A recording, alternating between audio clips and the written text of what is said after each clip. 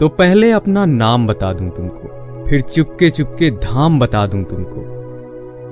तुम चौंक नहीं पड़ना यदि धीमे धीमे मैं अपना कोई काम बता दूं तुमको।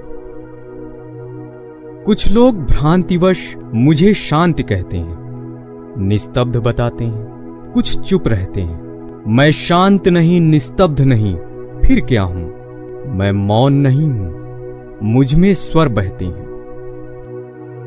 कभी कभी कुछ मुझ में चल जाता है, कभी कभी कुछ मुझ में जल जाता है। जो चलता है वह शायद मेंढक हो, वह जुगनू है जो तुमको छल जाता है।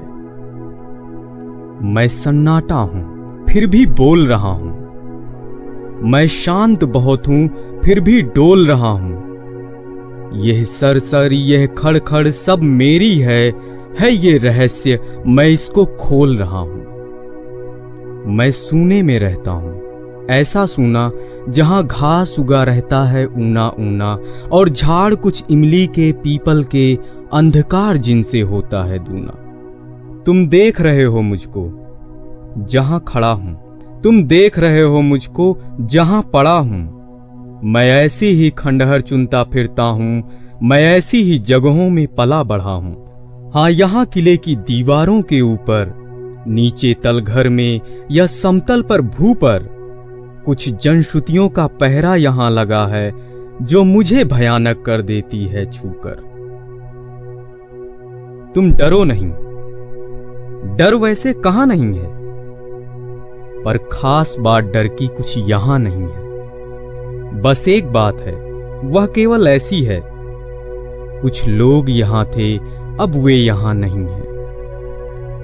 यहां बहुत दिन हुए एक थी रानी, इतिहास बताता उसकी नहीं कहानी। वह किसी एक पागल पर जान दिए थी उसकी केवल एक यही नादानी। यह घाट नदी का अब जो टूट गया है, यह घाट नदी का अब जो फूट गया है, वह यहां बैठकर रोज रोज गाता था, अब यहां बैठना उसका छूट गया है। शाम हुए रानी खिड़की पर आती थी, पागल के गीतों को वह दोहराती। तब पागल आता और बजाता बंसी, रानी उसकी बंसी पर छुप कर गाती। किसी एक दिन राजा ने यह देखा, खिंच गई हृदय पर उसके दुख की रेखा।